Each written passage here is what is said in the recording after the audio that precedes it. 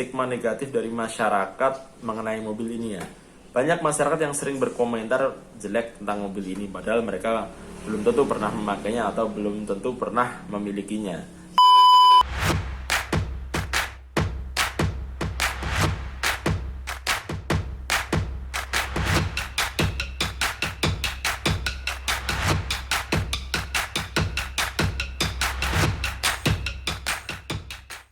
Assalamualaikum warahmatullahi wabarakatuh. Kembali lagi bertemu dengan saya Arif dalam channel YouTube Garasi 31. Ya, apa kabar teman-teman semuanya? Saya harap semua dalam kondisi sehat dan selalu mendapatkan rezeki serta hidayah dari Allah Subhanahu wa taala. Pada video kali ini saya akan membahas kembali tentang mobil Nissan Grand Livina. Ya, saya akan membahas secara detail kelebihan serta kekurangan mobil ini. Sebagai catatan, saya sudah menggunakan mobil ini sekitar hampir 4 tahun lebih ya, mulai dari 2017 sampai tahun 2020 ini saya masih menggunakan mobil tersebut. Selain saya juga menggunakan mobil-mobil seri yang lainnya. Ya, sebelum saya bahas secara detail tentang hal tersebut, bagi teman-teman yang belum subscribe channel Garasi 31, jangan lupa untuk subscribe dulu dan jangan lupa nyalakan tombol loncengnya agar terus mendapatkan notifikasi video menarik dari channel ini.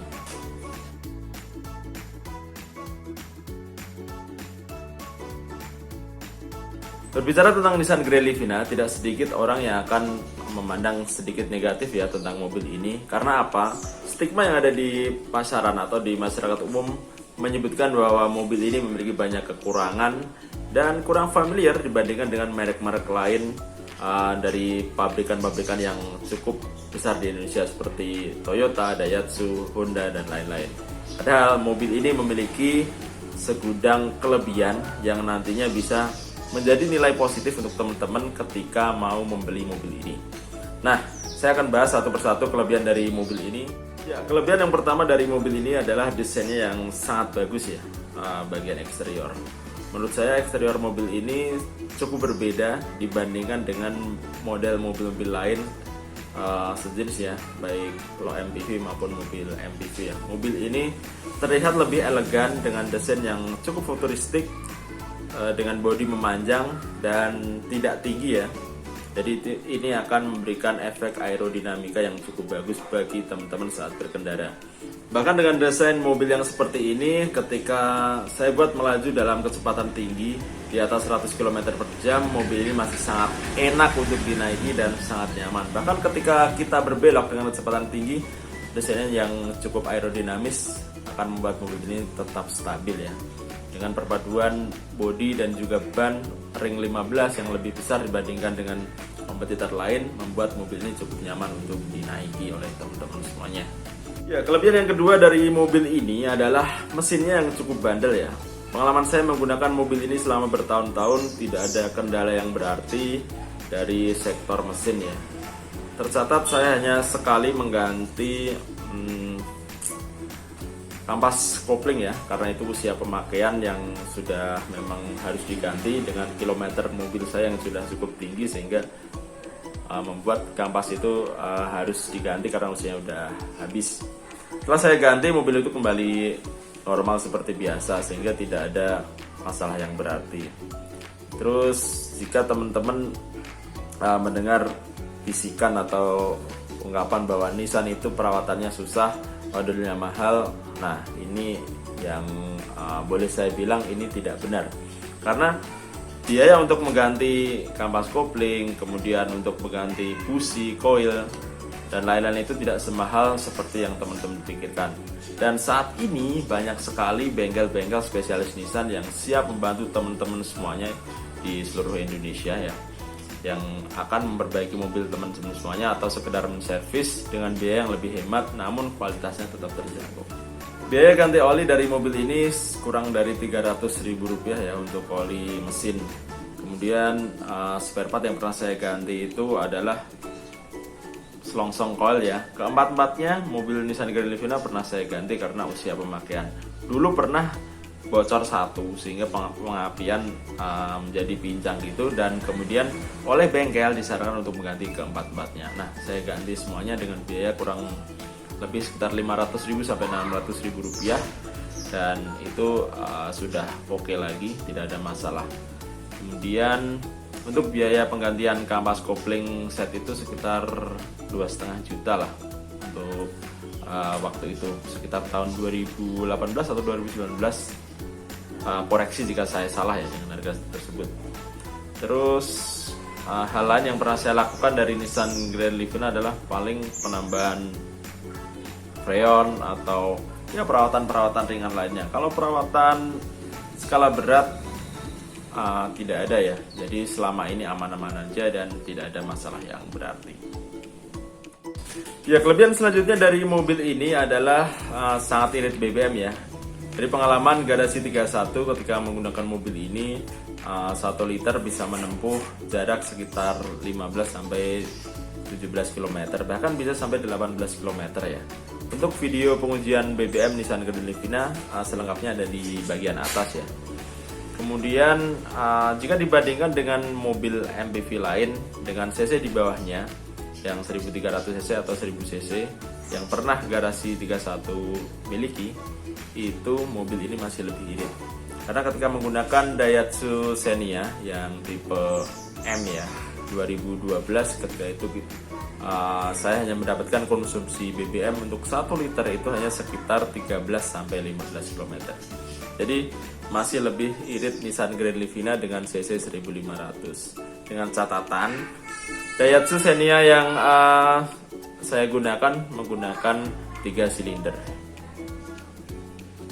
Ya, kelebihan selanjutnya adalah mobil ini pajak per tahunnya juga cukup hemat ya. Untuk wilayah Jawa Tengah tahun 2011, mobil tahun 2011, di tahun 2020 ini pajaknya sekitar 2.190.000 ya. Itu kebetulan mobil Grand Livina dari garasi 31 ada yang jatuh tempo pajak di minggu-minggu ini dengan tagihannya sebesar itu. Ya, kelebihan lain dari mobil ini adalah harganya yang cukup murah ya.